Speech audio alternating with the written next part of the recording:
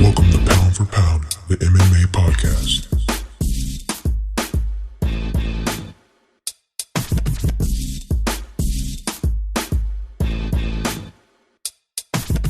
And now, coming to the mic, your host, Jalen Walker.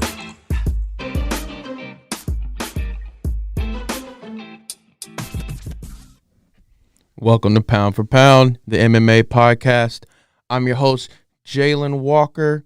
We have a lot to unpack today, as always. UFC Vegas 17, Thompson versus Neal Tonight.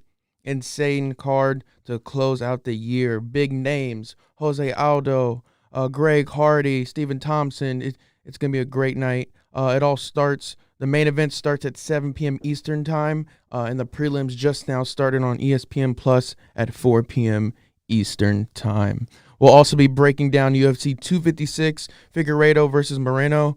Figueiredo successfully defended his title after only 21 days since his last title defense in a draw versus Moreno. Figueiredo Moreno is no doubt in the running for Fight of the Year. It's one of the best fights I've seen in a long time. Brutal 5-round bout that took both fighters to the limit. We'll also talk Ferguson versus Oliveira and Kevin Holland's insane KO knockout against Ronaldo Souza.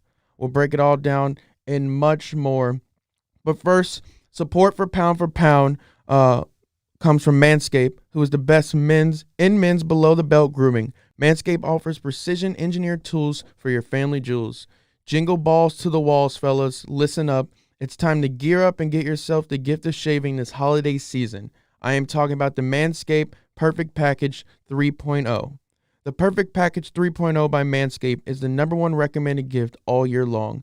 Inside you'll find their Lawnmower 3.0, which is the best men's below-the-belt grooming trimmer, which can also be used on any part of the body. Hairy chest or back, look no further. Hair down there, the Manscaped Lawnmower 3.0 is designed to reduce cuts and makes for a smooth trim. This 7,000 RPM trimmer has helped reduce manscaping accidents around the world. In addition, you'll find other liquid formulations inside the Perfect Package, like the Crop Preserver Ball Deodorant, Crop Reviver Ball Toner, and Reduce Chafing Boxer Briefs.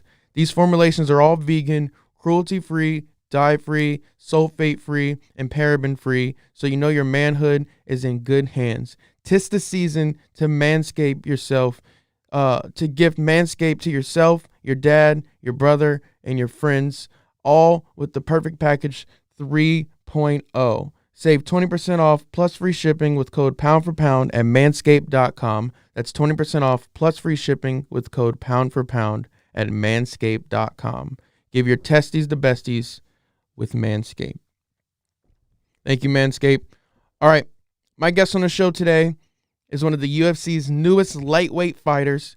He competed on the Ultimate Fighter Brazil Season 4 and recently on Dana White's Contender Series Week 9, where he defeated the skillful Joseph Lowry in a unanimous decision win to earn himself a UFC contract. I'd like to introduce to the podcast Nikolas Motta. What's up, brother? How you doing, man? How you doing? Thanks for coming on. Doing well. Thanks for coming on. Looking forward to talk with you. First off, congrats on receiving a UFC contract. It's been a long time coming. How does it feel? Yeah, for sure. It's been a long time coming. I've been trying to get in UFC for almost 10 years. Almost 10 years since I turned pro, and I feel very happy. And right now I'm in Brazil. I'm spending Christmas with my family because now I deserve a little bit. Yeah. You know. Yeah, I saw that, and I do appreciate you taking time out. I know you're with your family to come on and talk. It means a lot. So, like you said, you're from Brazil. Which part exactly are you from? I'm from Minas Gerais. It's like southeast of Brazil. It's not too far from, if you look on the maps, not too far from São Paulo and not too far from Rio. Okay. And I'm from this hometown. It's not a big city. It's like a small town, and I made it. That's awesome, man. So you're fighting at a Driven Gym in Studio 84, correct? Yeah, correct. Okay, who are some of your coaches there? Like your jiu-jitsu coach, your boxing coach, all that.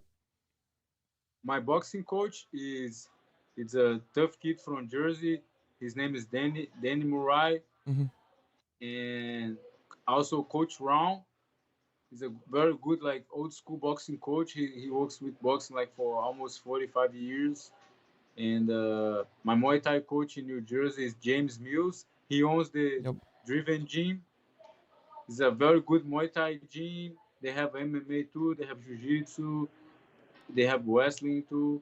And also I train in Studio 84. New Jersey like that. We gotta go all around. We gotta drive all day and train in a lot of different places. And Studio 84 is the gym that my friend owns, Gaetano Mione, Okay. and he loves MMA. He loves Jiu Jitsu, and one of his coaches is like a famous BJJ guy. He's very very very good. His name is John Combs, Okay. and sometimes some big names of jiu-jitsu they go there to training. That guy Nick, sorry, I don't know how to say his name. Nick Rory, Yeah. Yeah. who Yeah. I'm Yeah. talking about. Yeah, he goes there sometimes. So they have some high level jiu-jitsu guys on Studio 84 in New Jersey. Yeah. I think you did pronounce it pretty well. But yeah, that's awesome to see that you're going through all these gyms and jerseys and seeing like you're getting a lot of experience out there. And it's obviously paid off. I mean, look at the position you're in now. So Yeah, for sure. something's And working. and because this COVID was like very crazy situation, but when I first came to Jersey, was Marlon Moraes. He brought me Yep. there, and I was living on Frankie Edgar Yeah, father-in-law that Frankie Edgar. house, Yep. Mr. Jerry, and their house. I think maybe their house bring lucky to the fighters because like Frankie Edgar been there before with his wife. I think Marlon and Edson with their wives. Yep. I think Rafael dos Anjos, he was there before too. Michael Chandler, Rashad Evans. So maybe their house bring luck. Yeah. It's something. And all the Dagestan Russians too.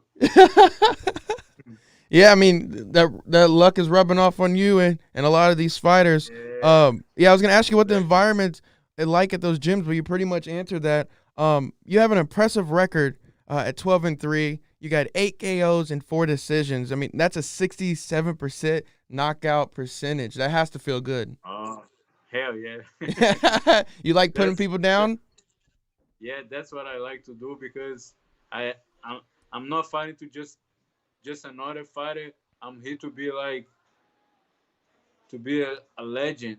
For sure, You know for what I sure. mean? I didn't born just to born.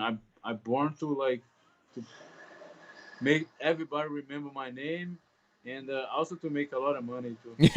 Yeah, the money's not too bad. Yeah, when I was a child, a kid, I think I used to think like one day I'm gonna be rich. Now I know I can be. Get a few of those 50K bonuses when you Yeah, fully get into the US. you Yeah. saw after my fight, then I say, oh, if this fight was in UFC, Yep. Be they fight of the could get a night. bonus. Yeah, yeah. One of He said you had the fight of the night that night, and I mean, you guys did. You guys went all 3 rounds. You guys are scrapping. You won the unanimous decision, but we'll get to that fight in a second. So you've been fighting professionally since you were about 18, 19 years old. You went pro back in May of 2012 with your first fight. I'm gonna get this guy's name wrong, but is it Kaibu Ajala da Silva? Okay. And that was with Watch Out Combat Show. Tell me a little bit about that. Do you remember that fight still? I remember everything. The fight, I was 19 years old, and that promotion was one of the biggest promotions in Brazil. Yep. Thiago Yep. Marreta used it to fight there, Yes. and was live on TV. And I was only 19, and that guy he was a Muay Thai fighter too, and it was his pro debut too. So it was like a perfect fight for me. Yep. And you knocked him out in And the first round. yeah. That had to feel good, knowing you're on that stage. It's your Oh, first feels big so good. fight. The adrenaline must have been Live crazy. live on TV, the whole country watching. Yep. That's. Yeah. I mean, it obviously. I mean, from there on, it took a little bit of time, but from there on, you pretty much just kept getting harder and harder fights. And at the beginning of your career, you only lost one out of 1, 2, 3, 4, 5, 6, 7, 8 or 9 fights. You know what I mean? Exactly. My third fight, Yep. I was 2-0 and Claudio. two knockouts, two first rounds knockouts, I think. Then my third fight, I fought a guy who had 18 fights in his record. Yeah, and he got you with the guillotine, correct? Yeah, I didn't have enough experience. I was killing him in Yeah. the first round. So many knockdowns. Then before the second round, I look on his face in the other side. His face was like he was dead. Then I did. Then I was just a kid. I was 20 years old. I had only 2 fights. Then I thought, this guy's dead. Yeah. Then I started to play. I started to play with the food. Yeah, and then it just bit back. It bit back. Yeah. Yeah, with some of those. Go ahead. I don't make the same mistake again. Oh no, yeah. Obviously, I mean, you didn't have another loss until about your 10th fight, 9th or 10th fight, and that was just from that was a knockout, but it wasn't submitted. You haven't been submitted since, have you? No. Yeah. That's your only time you've been submitted. I mean, that's not that bad of a record. I mean, only been submitted once, putting people down left and right, and you're putting people down, man. Like you're not just fights getting called. Like you're putting people down. So in 2012, what really made you get involved in mixed martial arts? You're talking about how I started on martial arts? Yeah. What made you want to get into fighting originally? Like first of all, when I was just a child, I had a little bit of asthma. Now, nothing too bad, but I had a little bit and allergies, stuff like that. Then my mom always she tried to put me on sports. First, like swimming school, and I think that already fixed my problem. Then when I was 7 years old, I did a little bit of capoeira. If you guys don't know, it's the Brazilian. It's like a martial arts from Brazil. Okay. It's because it was made from the African Brazilian slaves. It was like a way to they feel freedom. Okay. And this martial arts has like music and a lot of kicks, and I think that already made my kick better. Then, what is before high school? We have middle school, and before middle school is elementary school. Maybe on elementary school and middle school, I kick some kids in the face. Yeah, we weren't kicking each other in the face in elementary school. Yeah, I took karate in elementary school, and we had to wear a complete headgear, everything. There was no kicking in the face; it was all body kicks, and you know what I mean. But I could just imagine you guys just throwing roundhouse kicks in the like that's hilarious. Well, you didn't knock anybody out when you were a kid, did you? Like elementary? I don't think so. Accidentally put someone down. Oh, that's good. Then after I didn't did for too long capoeira. Then when I was 13 years old, my friend asked me to go start training jiu-jitsu with him, with gi and everything. Okay. Then I started to do a little bit of jiu-jitsu. In the beginning, I felt kind of weird, jiu-jitsu with the gi. Then at the same time, I started to train some kickboxing, Muay Thai kickboxing. Then I fall in love because I like to. How I'm gonna say, I'm a stud, like American guys say. I like to brawl. You like the aggression. You like the adrenaline from the fight. Yeah. I mean, I think a lot of people are like that, and I think that's what like other athletes use, like football players and hockey players. Like they use that same motivation. Like they like to get down and dirty. They like to use that aggression to show off their strength, and that's just a manly thing, I think. Yeah, I think I was born with that, and I think if I did born in America, I would be a football player. How tall are you? On high school, on high school. How tall are you? 5'9". 5'9". You could probably be a running back, a decent running back if you got the speed. Get a little bit of weight on you. Yeah. um, Let's go. so you grew up and you trained with some of the best fighters in the world. This is crazy when I was finding this stuff out. When you were 18 years old, you moved to Rio to train with Jose Aldo and Renan Barrow, two absolute beasts and legends in the sport. What was it like to be able to train with them? And was that validation for you that you were doing the right thing, you're on the right path, that you were able to train with these high class fighters? It wasn't just then. Was like I can was probably like 15 big names Yeah, like Glover, Textera. I in was gonna get to those. the same gym. Yeah, yep, yep. Was crazy, and I felt like I was on Disneyland. Disneyland. That's a great way to put it. Disneyland of I MMA. mean, I'm not even a fighter, but if I was there at the gym, I would be feeling like I'm at Disneyland too to be able to watch them do what they do. You mean I'm huge fans of all Exactly. the Brazilian fighters, and but so were you working one on one? Who were you mainly training with every day when you were up in Rio? I always try to learn from the guys that have a lot of experience. Sometimes even just by watching, we learn so much. We learn so For much, sure, and training and talking and asking questions. Then was so fast to learn that makes a lot of difference. for sure, for sure. Made a lot of difference. Yeah, yeah. I mean, I was gonna get to it, but I can see the that essence of not just Jose Aldo, but just that Brazilian fight style in your kickboxing, and it's very impressive, and it's very interesting to see that style of fighting like spread through all of you guys. You know what I mean? It's not just one person. You guys have all figured out a way to be very dominant, and at one point, and you guys Thanks, still I are. appreciate that. Yeah, yeah, for sure. Some other people you've trained with, Glover Teixeira, who has possibly just earned himself the title shot with that submission against Thiago Santos. But as you know, right now they're trying to set up Izzy versus Jan.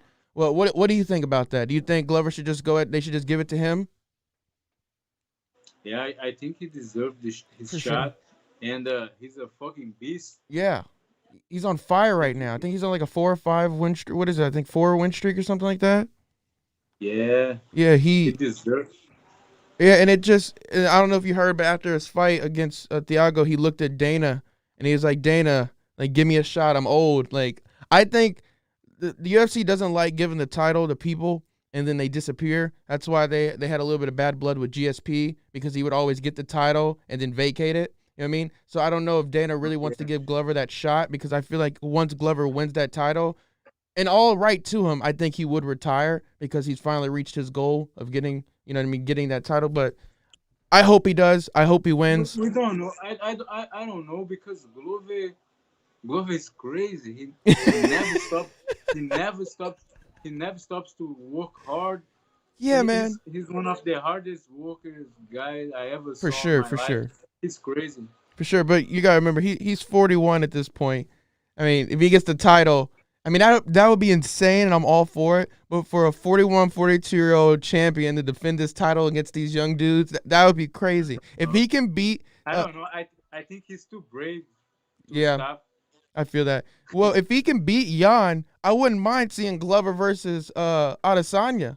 If Adesanya's serious about coming up to light, you know what I mean? I feel like that'd be a little bit better of a fight. But Jan is a beast, and I And think you know, and maybe he got the recipe because his because his best friend right now is the guy who beat Adesanya twice. oh yeah, What's his name? what's his Alex name? Poatan. Yes, yes, you're right. That is hilarious. That might be. That might be. That could be the formula. I mean, man, I would love to see it, but he has to get through Jan if that happens first. And even if Adesanya fights Jan or whatever happens in that situation, I think Glover, no matter what, should get the next fight. He deserves it. He's been on a roll, and he's proven that. Like, come on, he's 41, and he's out here like finishing these dudes, man. It's crazy. Right? These young dudes. Yeah, yeah, they're very young. I mean, the UFC. I mean, look at you. You're not too old yourself. I mean, we got a lot of young blood coming into the I UFC. don't and I don't know, man. Like I've been watching other fighters' careers. I watch my career and my good and bad experience, and I can see like experience makes the whole difference. For sure. For sure. So Absolutely. so maybe fighters are like wine. You gotta let it age. It's that fine wine, Yeah, it's that to whiskey, get that better. barreled whiskey. Exactly. Yeah, I mean, and that's the thing that I appreciate what Dana does, like with the just not the Contender series, but what he does with the Apex developmental program. Like if he sees somebody and he knows they're not ready yet, but he doesn't want to let them go, he's gonna give them that experience. He's gonna put them around people that know what they're talking about and try to jumpstart and speed track their progress. So you're exactly right. Experience makes a huge, huge, huge difference. All right, some more people you've worked with. Once you moved to the U.S., you lived in Connecticut for a short period until Marlon Moraes called you to come to Jersey because Eddie Alvarez needed a training partner for his fight against Dustin Poirier. So you were Eddie's main training partner for both Dustin and Justin Gaethje. That must have been just priceless. That Yeah, experience. it's like exactly. I grew up watching him, and I love his style. And one day I was showing him some of my highlights. Then he say, "Oh, you look like me when I was younger." Like because they're so Honest, yeah, aggressive. Because so aggressive, like, yeah. I mean, and a lot of heart. yeah, and it's. I mean, he's a tough dude, man. I mean, he's one of the few people that have beat Justin Gaethje. Justin Gaethje has 3 losses on his record. You know what I mean? One's Khabib, and then one's Eddie Alvarez, and I can't remember who the other one is. I mean, that's pretty. I mean, for a fighter to have that on a fighter that's 22-3, like he was something special. I mean, he was 29-6. He hasn't fought in a while. But we got Marlon fighting tonight, which is super dope. I'm super excited to see him getting in the ring. Uh, What was Marlon there with you guys at all when you were training with Eddie? Was he no, around? yeah, he was around. Yeah, exactly. Did he teach you anything? Did he help you or train with you at all, or were you just focused on He's helping Eddie? he's still always helping me. Like we always talking, and he always giving me advice. He's like a like a brick big brother for me. That's awesome. That's awesome for sure. For sure. Do you Because still in contact like with him? he has a lot of experience on the high level, on the highest level, Oh, for and sure. he always giving me tips and advice, and I, he's like a big brother for me. I mean, yeah, it's not a bad option to have him as a big brother with him being a legend in the sport. Yeah, he I'm has. I'm taller. I'm taller, but he's big brother. I respect him. You hold that over him, the tallness. I'm taller, but he has way more experience. For sure. He has a lot of experience. For sure, for sure. So with addition to those lists of incredible fighters, you've trained with, you also trained with Frankie Edgar, another Brazilian native, Edson Barbosa. I mean, it's just, And for this last fight was Neto BJJ, yeah, Joaquin Silva. yeah. I mean, the resume of people you've worked with and experience, you can see it in your fighting, and I've had a lot of fighters on the show, but it is really really impressive to see who you're bouncing around to, who you're spending your time with, and you're in great company. You have been in great company in these And, past 10 years. and the key, I try to be like a A sponge. sponge, yeah. You want to That absorb it all up? yeah, yeah. That's good, man. That's good. So most of your fights, Damn, but oh, not go ahead. like SpongeBob because I saw they say like he's like. I'm not gonna say the word. I don't like that. I don't like that. No, we won't get you mistaken with SpongeBob. No. So most of your pro fights you fought Drake. with the promotion Shudo Brazil. Tell me about your time there, and anything you took away from that experience. Choro Brazil is the biggest promotion in Brazil. Was just like Titan FC or Cage Fury is in USA. Was like the promotion he used to send more guys to UFC. Like most of the champions always they got signed with UFC or Bellator or Japan. Mm-hmm. So and always was live on TV, and that gave me the experience and the base to be ready to the big show.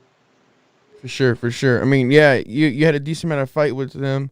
Uh, in addition to fighting with them and Watch Out Combat, you also fought with uh Teddy Combat Oh, that 864. that was one of the biggest promotions in Brazil too. Yep. You fought with them. You fought with 865 Fighting Championship, CFFC, plus Dana White's Contender Series and Ultimate Fighter Brazil, which we would get to. Your first fight with CFFC was actually your quickest at 54 seconds. How did that fight play out? Yeah, and that kid was a stud. He was a beast. He used to knock guys out like pressure, and knock guys out. He was a stud, that kid. Then, but like that fight was kind of like the fight of my life. I I couldn't lose that fight, and that fight was so important for me, and that's why was my biggest win of my career. I think that was, at least for me, I think that was the biggest win of my career. I think it was your most impressive win from what I've seen. Oh, Yeah, but I think your that's biggest win is that's still. I still think you have to give Contender Series that the biggest win because that was a damn good fight and it earned you your UFC contract. But Oh, that, thank you, appreciate yeah, but you. that 54-second that knockout, man, That was he crazy, didn't know what he had coming, man. He and was, and I was and I was happy. I was trying to like, oh yeah, and I was trying to dance, and everybody like, stop, stop, stop, yeah, because the guy wasn't waking up, yeah, and and he didn't woke up, and they have to bring the stretcher, yeah, and but he was good after that. yeah. He's not paralyzed or anything. No, he's good. He's good. Okay, good. He's good. Was he just not ready? Did he? Because He's ready to I don't fight think he, another day. yeah, I don't think he understood what he was getting himself into. Like it. I don't know, man. You just make it But look that's a big mistake. Like in fighting, like I saw many times happen. We can never think we are better than nobody. for sure. We gotta, because I saw so many, like some of the best fighters in the world lose to the guys who they're not supposed to lose, because they just cocky Yep, on their night. exactly. No, you're exactly right. And So just like I'm saying, I'm experienced fighter now. I learned it from my mistakes, and also I learned by watching people making mistakes too. yep. Yeah, like we say, it's better learn from other people's mistake than learn from Yeah. our Then mistake, you go through it because yourself. hurts I mean, you've because been hurts around a enough lot. people to shed their experience, so you don't have to go through it physically. But that guy definitely physically went through it after you put him down, and I hope he learned after that. But so you were part of the Ultimate Fighter Brazil season 4 back in 2015 at the age of 21. I've recently been watching all the Ultimate Fighter Brazil, but I haven't. I'm on season 2. I haven't reached season 4 yet. Talk to me about that experience. And what did you learn from it? And it's kind of difficult for me because I got to use the subtitles. Because I don't speak the language, so it is interesting just seeing like how the fighters are interacting without fully understanding what's going on, just to see it from like an emotional standpoint. And it's kind of cool, to be honest with you. Sometimes I don't even read the subtitles. I just see them argue, see them get in the ring, and then bash it out. But what did you take away most from being on season 4 of Ultimate Fighter Brazil? What I took away, because I took away, like, we need to control our emotions, and we gotta always have a game plan. We need to be smart, be aggressive on the right times, because my first fight to go to the house to join the Ultimate Fighter cast, I tried to be very smart and fight to win, and I won. Then after that, one guy who used to work for them, he said, "Oh, Dana didn't like it, the, because I was winning the fight in the third round. I did a knockdown in the guy with a straight right hand. Then I was in the ground. I'm like, oh, the fight, I'm gonna win the fight. Then Yeah, I was doing ground game and not doing much just to win the fight. Then Dana said something like, what he's doing, like what? he gotta work more. Then Yeah. after that, I'm like, damn, I need to impress Dana. And the second fight, I was like a brawler, Yeah. and I lost because of that. So was a big lesson for me. But the Ultimate Fighter was great for me and for my resume, because that helps me a lot to become like a permanent resident in United States. Yeah. For sure. For sure. Are you a permanent resident? Are you in the process of getting that fulfilled? No, I'm You already already? Awesome. next step citizen. Nice, man. That's awesome. Congrats. Yeah, that for sure. Keep pushing Yeah. for that for sure. That'd be awesome. And that'll help for when you got some fights here, getting over here Then I'm because gonna be a Brazilian American. yeah. Yeah, you I'm get gonna have both sides with me. nice, nice. So 4 years, 4 to 5 years after you being on Ultimate Fighter, 5 years, you finally got your UFC contract. You recently fought on week 9 of Dana White's Contender series against an incredibly tough, I can't express it enough, incredibly tough opponent in Joseph Lowry. He was 9-1. You won that fight in dominant fashion via unanimous decision, with the judges scoring about 30-27, 30-27, and 30-27. That made it was a good fight. I know Dana said he wanted you to get that knockout, but what you did was perfect in any situation. You beat him up, you got your points, and you weren't pushing yourself for it. And I heard you in your post-press conference that you're going to try to push yourself more and you're going to go to war more. And I'm interested to see you fully go that 100% and not back down, because I have a feeling something's going to be unlocked and something's going to come out and you're just going to go off, man, because I can see it. I can see it in your face when you're hitting them. Like, it lights up. Like, there's something about it with you. And it's so interesting to watch. But how did you feel going into that fight on Contender Series? Now I took the weight of my back, because before I was trying to make less mistakes possible to don't fail, and now I took the chains off me, and now, like I say, I can go to war. And exactly like you said, Joe Lowry, he's a fucking tough guy, so I couldn't make mistakes with him. Yeah, and you were using him like a punching bag, to be honest with you. I had I had to fight to win. I was trying to finish Hmm. to show Dana, Yeah. but he's just tough. And the thing is, I think your point got across that you are a gifted striker, because we had people like Sherrod Blackledge that went 2 rounds dominated, and that third round he couldn't get the finish and he didn't get a contract. He got invited back, and unfortunately he lost to Tucker Lutz. Tucker Lutz got the contract, but there was something there. Even though you didn't get the knockout, he was like, there's something special here, and I'm glad he's seen that. I think I almost fought Tucker Lutz before You did? for CFFC before I fought the CFFC title. Mm-hmm. They offered me Tucker Lutz, and I say yes. Yeah, he's a cool dude, man. He's a great fighter. That would actually you versus Tucker Lutz. That would be a pretty interesting fight, though, because you guys both can throw. You can probably throw a little bit Yeah. quicker to him, but he has that power. That boy can hit. He can hit. He had something, I think, messed up with his He's your friend?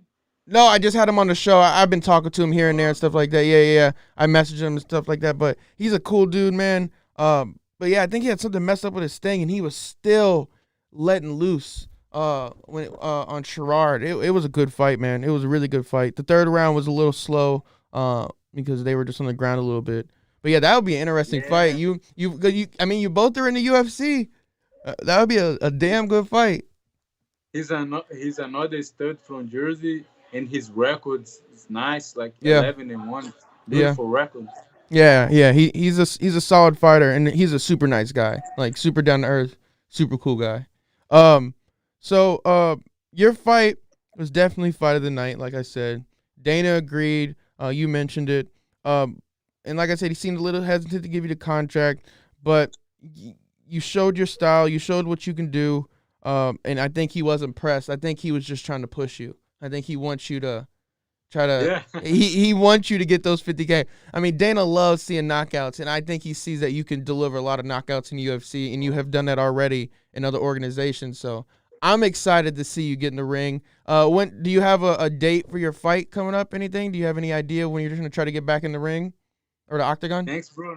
Now you just made me so motivated. For sure, man. Do you have any idea when your next fight is?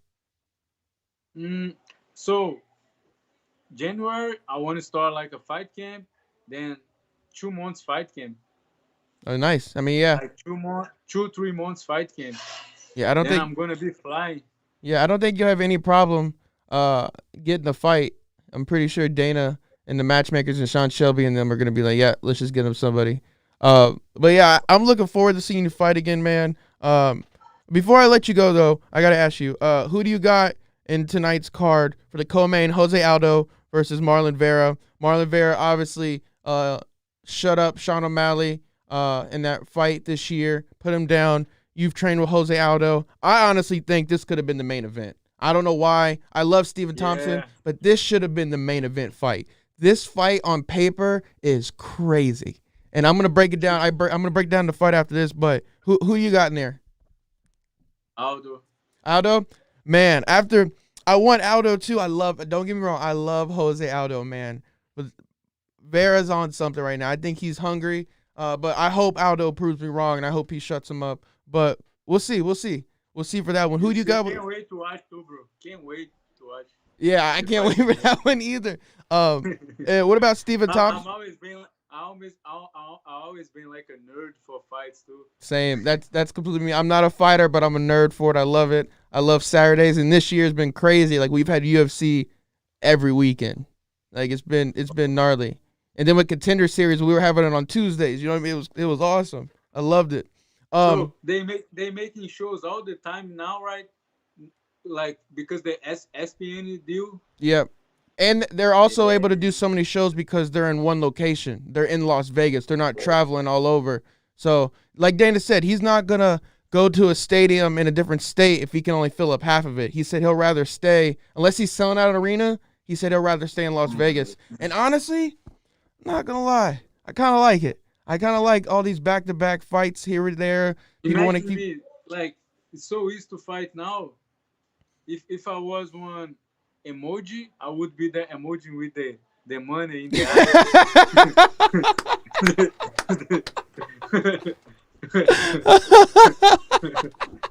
You better. How many times are you gonna try to fight in 2021? Be honest. How many times are you gonna try to fight? Like 4 or 5? Yeah. 4 or 5. You're gonna be one of the nice. I mean, I just gotta stop to eat too much between fights. Yeah, I feel that. I mean, if you can get that regimen, what is your natural weight? I meant to ask you that. Like, what are you naturally at? 180. 180. That's not too bad. How long did it take you to cut the weight? Like when I have a full fight camp, I made weight so easy. Oh, really? Does it only take you like a couple weeks to make weight? I make weight easy when I have a full fight camp. Okay, that's good. That's cool. Because my fight against Lowry was 20 days short notice. Yeah, you lost 35 pounds. Because I was like the whole year waiting for an opportunity. Then in the end of the year, I was still training. I was getting depressed, and I was like, fuck, 2020 sucks. I give up. I gave up. I call my parents like, oh, I'm going home. And it all turned around though, man. You can only laugh about it because look at you now. You got your contract. You're getting paid. You got the opportunity to make a ton of money. And that's the thing. The one thing I've always taken that's really hit me what Dana said. He says being in the UFC is not a career, it's an opportunity. And I love that. I love that. I love that. Get the opportunity to make as much money as possible. But yeah, I got. I say you're motivating me tonight. I gotta remember these words. Hey, it'll be on YouTube if you want to watch it back.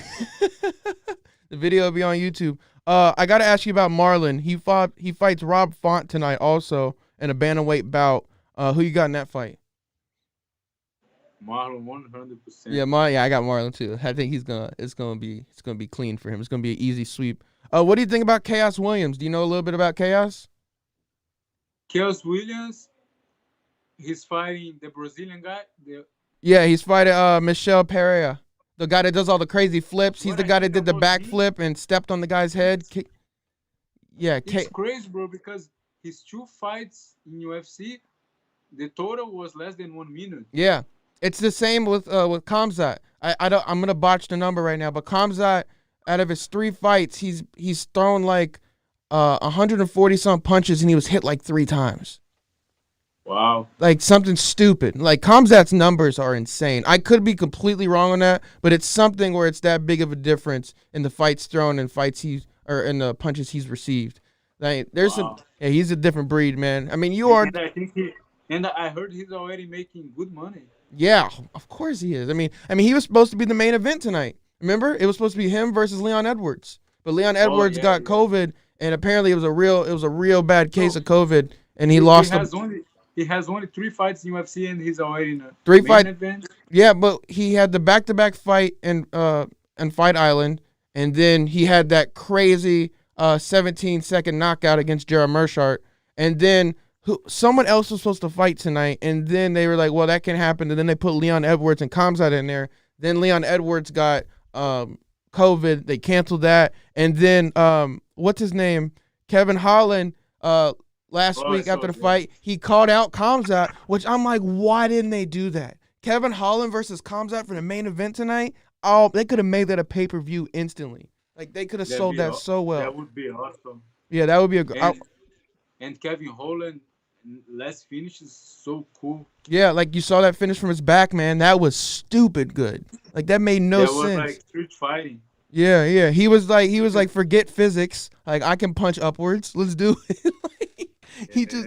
He's so accurate. He's a good dude too, man.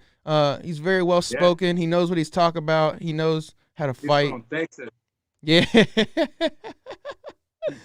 But yeah, man. All right. Well, I'm gonna let you go. The fight started already, right. So I'm gonna go ahead and let you go watch the fight. I'm about to eat some of my Brazilian food. My mom just made some. What did she make you? She made some food. Well, I don't remember exactly what it is, but it's always good. What's one of your favorite meals that she makes? I'm just interested in what you got on the dinner table. I'm telling her to do some more like healthy stuff because I want to be in shape in January already. Hey, man, it's the holidays. Brazilian food that you don't see in America. Yeah. It's like I don't know the name in English. Mm-hmm. Do you guys? But it's like from some type of carbs from the earth, from like inside the ground. Okay. It's like a potatoes but different. Wait, not plantain. Is it plantain? Yeah. Plantain? Yeah, I love plantain. Fried plantain? Yeah, I think it's that. Yeah. Yeah. This stuff's delicious. Oh, we got these Brazilian steakhouses out here where you go and they cut the meat up for you and they bring you freshly fried plantain to the tables with your steak and everything. Yeah, dude, it's delicious. Yeah, I'm right there with you. Get some. So where did you live? So I'm from Ohio in the United States. Yeah. I just started to train with some guy from Ohio. Really? When I was in Denver, Deiveson Smith. What's his name? Devin Smith? Yeah, he's from Ohio, right? Really? I have to check him out. He's from Ohio. Let me look him up. He's an MMA fighter? He's in UFC. Oh, he's in the UFC? Oh, yeah. Devon Smith. I didn't know he's. Sorry. Yeah, it's DV. Hard to pronounce. Yeah, I didn't know that. Interesting. Yeah, I'll have to look into that. I went to Denver and I trained with him. Really? That's awesome, man. He's good. Yeah, man. You got to get out here to Ohio. You gotta see this cold, dark area. Oh, I'm gonna DM you. For sure, man. Yeah, come through and DM me. And we'll kick it. There's not a huge fighting scene out here. I mean, boxing used to be kind of big here in Cincinnati and stuff like that. But there's not a huge like MMA scene. You got some like UFC like gyms here and there like in other parts, but it's not super big. Like we were supposed to have UFC come here in Columbus. That was supposed to be the Cody Garbrandt, and then Ngannou was on that card, but because of COVID, that got canceled. But I was super bummed about that. But yeah, man, it's not too bad over here. We're getting a little bit more exposure to the UFC in the fight game. I just wish once COVID comes back, they do come around here to Columbus and Cincinnati a little bit more, because they're they're never too close to me. You know what I mean? It's usually like a decent trip, but I would love for them to come here more. They got fans out here. For sure, man. But yeah, I appreciate you coming on. I'm gonna go ahead and break down these fights. But yeah, whenever you got your fight or know about your fight, let me know. Come on here, talk about it. Send me a DM. I'll post about it. But yeah, I appreciate you taking the time out during the holidays to come on and talk with us. Yeah, I appreciate it too. It was so cool. Yeah, for sure, man. All right, we'll get you next time. Oh, I'll catch you later, man. All right. See ya. Take it easy. That was Nikolas Motta. Thank you for coming on the show. Super cool guy. Very, very, very excited to see what he's going to do here in the future of the UFC and his career in MMA. All right, quick news before we break down this card, because I do want to go catch these fights. I'm missing some of the prelims. Actually, let me see how Jimmy Flick did, because he just fought Jimmy Flick. Let's see if he won. Shout out to Jimmy Flick. Let's see. Pull it up. Yes, sir. Jimmy Flick, round 1 submission. And we also had Christos Giagos win against Carlton minus. I think it's minus. Yeah, let's go, Jimmy. Hell yeah. Another submission, round 1. This boy, I mean, he his last submission wasn't round 1, but man, that boy is something to be scared of. Oh, let's go. I'm hyped now. All right, let's get into some of this news.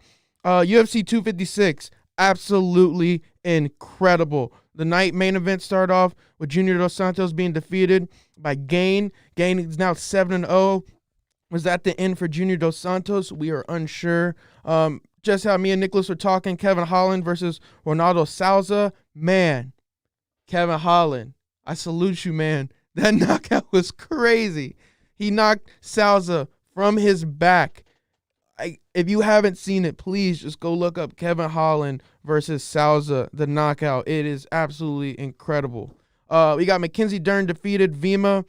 I'm not even going to try to pronounce her last name because I'm always going to botch it. She won decision in round 3. I mean, good fight. She's 10-1 now. They were both had one loss, but it was a damn good fight. It was a damn good fight. Won all 3 rounds. They both were throwing, not ducking from anything, just going at it. It was a great fight. On to one of the most impressive wins of the night. Charles Oliveira. Did y'all see him almost destroy Tony Ferguson's arm? He had it inverted going up, and then it rang. Tony Ferguson is not human. Whatever yoga, anything he's doing to keep his body that rubbery, I want to figure it out, because that was insane to see his. I looked away. DC looked away. A whole bunch of people said they looked away. I couldn't look at it. Actually, no, my thing froze. I was looking away, and then I checked back, and then my TV froze. So then I messaged my friend and asked him what happened, and he said he got out, and I was like, there's no way. And he sent me the video, and sure enough, Tony got out, which was nuts, man. But unfortunately, Tony did lose to a decision to Charles. Charles is now a top contender for the lightweight title. We'll see what happens with Justin Gaethje and Khabib. If Khabib's really gone, the UFC has not fully stripped him from this title at this point.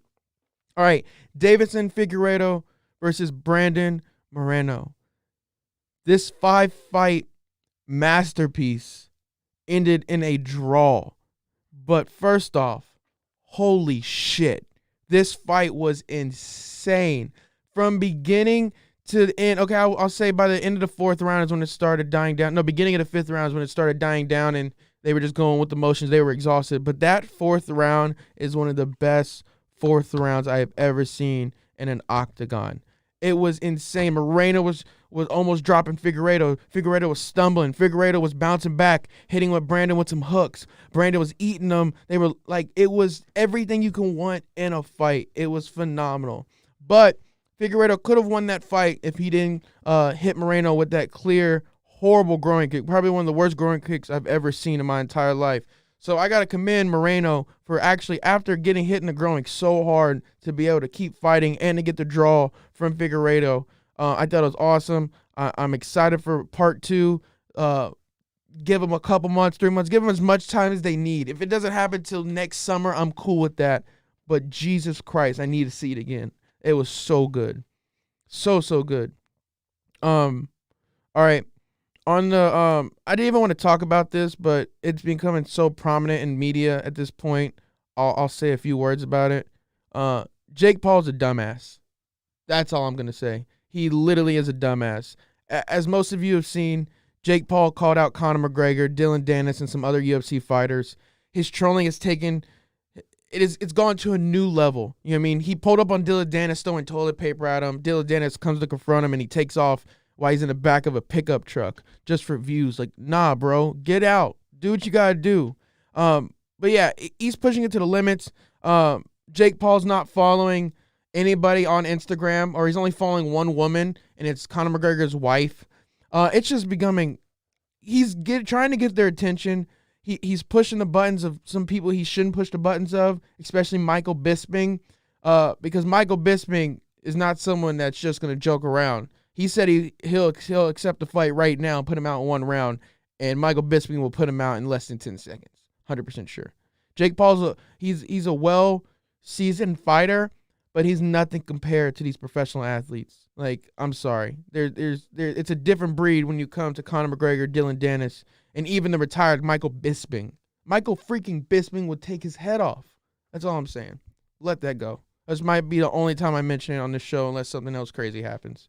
But yeah, some fights to look forward to. UFC Fight Night. That's in January. It's the 16th of January. Max Holloway versus Calvin Kattar. Super pumped about that fight. And then after that, as we know, Dustin Poirier versus Conor McGregor 2, January 23rd for UFC 257. All right, let's break down this card. I got a decent amount of stuff to say for each one, but it's kind of short and simple. Marcin Tybura versus Greg Hardy. I'm a Greg Hardy fan. Very iffy. Very hard to be a Greg Hardy fan sometimes. As y'all know, he had that illegal knee a little while back while the guy was down. Turned to a no contest. Look past it now, but Greg Hardy is a solid heavyweight fighter. So is Marcin. Marcin is currently on a 3-fight unanimous decision winning streak heading into this one.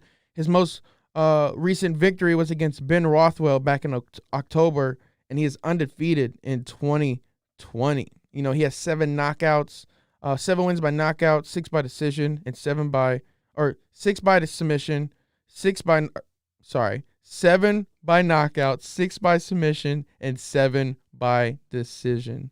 He also has 8 first-round finishes with combinations of knockouts and submissions. Tybura presents a difficult challenge to Hardy than most of his opponents. He's crafty. He's a rare striker. He can avoid the big swings from his opponent. He's likely to return the counter shots. But if Hardy swarms too wildly, Tybura has a decent chance at putting him on his back with a reactive shot. Greg Hardy 7-2-0. He's coming into this matchup with a 2-fight winning streak. He's also undefeated in 2020. You know what I mean? This is going to be a crazy fight. Just starting to think about it again. He has 6 wins by knockout, 1 by decision. Out of his 6 knockouts, 5 of them are first-round finishes. Hardy is still figuring himself out as a fighter, though. He came into the UFC as an aggressive slugger before slowing it all down and kickboxing at range almost for points, as it seems. He showed a real improvement at finding the balance the last time he was out in the cage, smashing green without getting sloppy or giving up his range advantage. I'm super excited about this fight. Both fighters are undefeated in 2020. But overall, Hardy looks very, very well here. You could argue either way. We could go for Marcin, but I think Hardy takes this fight via TKO. All right. Marlon Moraes versus Rob Font at bantamweight. Moraes is coming off a TKO loss to Corey Sandhagen back in October. That fight broke the start of his new win streak since he has now lost 2 out of the last 3 fights. He has 10 wins by knockout, 6 by submission, and 7 by decision. He has 13 first-round finishes with a combination of knockouts and submissions. After his rise to the title, it seemed like it was gonna happen. But he hit a rough patch. He lost 2 of his last 3 bouts, and the win sandwiched by defeats it's just not a good look.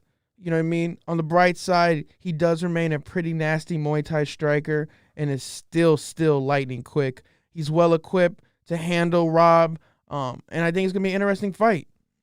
Font is currently 17-4. He's on a 2-fight unanimous decision win streak heading into this one. His last fight was back in December of 2019 against Ricky Simone, which was an incredible fight, if I can add. 7 wins by knockout, 4 by submission, and 6 by decision.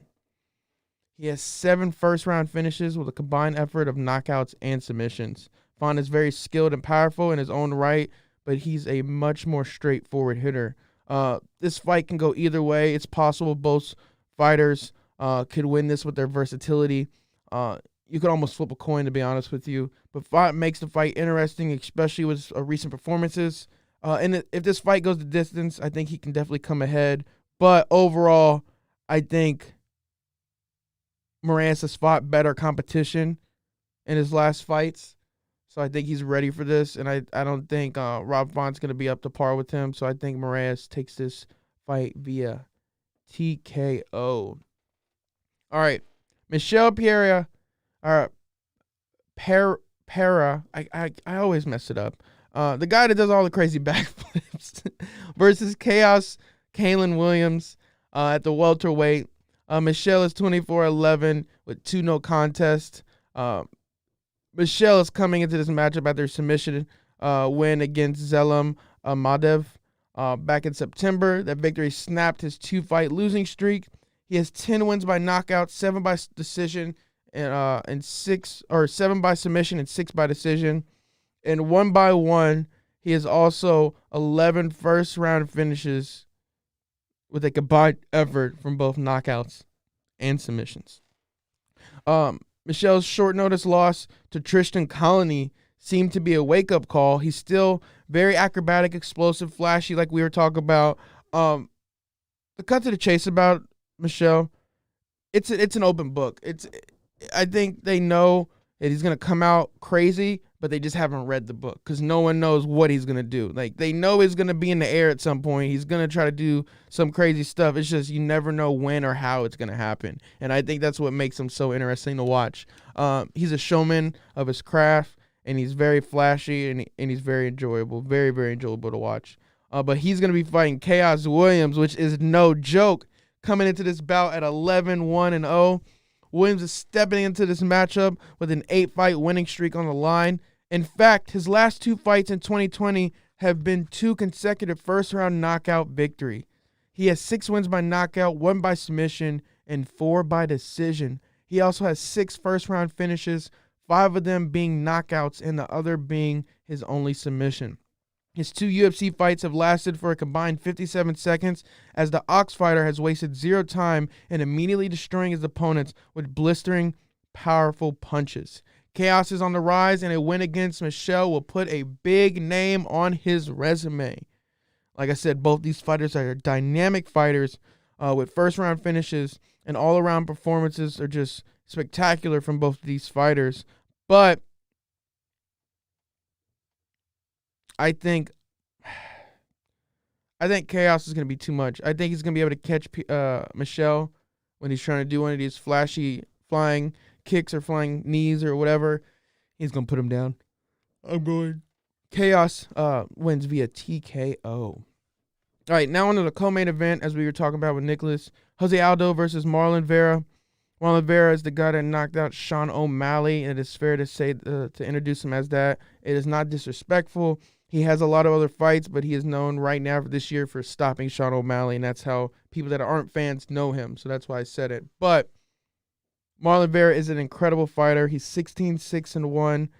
He's looking to climb the ranks in the bantamweight division. He's currently in rank 15. He took Sean O'Malley's spot. He is coming off first-round TKO victory against Sean, and that was back in August. He has 6 wins by knockout, 8 by submission, and 2 by decision. He also has 7 first-round finishes with a combination of knockouts and submissions. He's riding high after that knockout. He shut up one of the company's top prospects, and I think he has all the right to keep talking. And I think this fight's perfect for him against Jose Aldo. Jose Aldo's 28-7. Aldo steps into this octagon, and he's matched up ranked 7th in the bantamweight division. He's currently on a 3-fight losing streak dating back to May of 2019. The man hasn't lost or hasn't won all of 2020, and he's still ranked 7th in the bantamweight division. But it is Jose Aldo, so you got to respect it. 17 wins by knockout, 1 by submission, and 10 by decision. He also has 12 first-round finishes, with 11 of those being knockouts, and the other being only submission. Aldo's last win took place in February 2019 at the UFC Fight Night 144, where he defeated Ronaldo Souza in a round 2 by TKO. A majority of the Brazilian mixed martial artists' wins have come by TKO and KO. He's 34 years old. He's an incredible kickboxer, and it's Jose Aldo. That's all we gotta really say. It's Jose Aldo, guys. Gonna be an interesting fight. Vera's coming off an excellent victory against the rising star O'Malley, as we mentioned. Aldo has a 3-fight skid after having over his head that needs no explanation, but he does need a win to fully bounce all the way back. But overall, Vera has some momentum heading into this matchup. With that in mind, I'm looking for him to take a decision victory over Jose Aldo. So Vera wins via decision. All right. On to the main event of the night. This was supposed to be Khamzat versus Leon Edwards, but here we go. Stephen Thompson versus Geoff Neal at the welterweight division. Stephen Thompson, 15-4-1. Thompson is heading into this matchup currently ranking as the 5th best fighter in the welterweight division. His most recent bout was a decision win over Vincent Luque back in November of 2019. So he hasn't won in 2020 either. He has 7 wins by knockout, 1 by submission, and 7 by decision. He also has a 5 out of 7 win by knockout, ending within the first round. Excuse me. The 37-year-old Thompson walks into the octagon with a professional fighting record of 15-4-1 and is ranked 5th in the welterweight division. This is Thompson's first fight in almost a year. Wonder Boy Thompson last fought in November 2019, where he defeated Vincent Luque, as we mentioned, but that was at UFC 244, and it's been a decent amount of time since then. Before that bout, he lost 2 straight matches to Anthony Pettis and Darren Till. Steven is a dynamic fighter with a karate background and needs this win to get back in the title hunt. He's going to be going against Neal at 13-2-0. Neal's looking to make a statement with a current rank of 11th in the welterweight division. He's also on a 7-fight winning streak heading into this matchup. His fighting resume shows 8 wins by knockout, 2 by submission, and 3 by decision. He also has 6 first-round finishes with a combined effort of knockouts and submissions.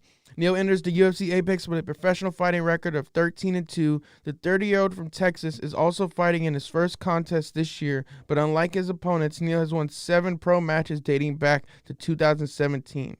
The last time he was inside the cage was at UFC 245, December 2019, and at that event, Hands of Steel Neal defeated Mike Perry round 1 in TKO fashion. Neal has 8 wins by TKO in his career so far. On paper, this is an excellent matchup. Thompson has had a tough stretch over the last 5 fights. However, his losses were to Tyron Woodley, Darren Till, and Anthony Pettis. All 3 big names. Neal, on the other hand, is undefeated since joining the UFC. He is also the younger and more athletic fighter on a hot streak right now. This matchup will most likely stay on the feet, as they both put up a lot of strikes each minute of action. Neal has a great ratio and is aggressive at his attempts with solid accuracy. Overall, Neal appeals to be the best option here. If this were a few years ago, Thompson would likely dominate, but I got Geoff Neal wins via TKO. Great fights tonight. Really looking forward to them. Super excited. But yeah, hope you guys tune into them. And just remind you, use code pound4pound at manscaped.com to save 20% off plus free shipping with code pound4pound. That is POUNDFORPOUND, pound for pound at manscaped.com for 20% off plus free shipping. Give your testes the besties with Manscaped. All right. Thanks, guys. Appreciate it. And I'll see you guys next week, the day after Christmas. See you guys.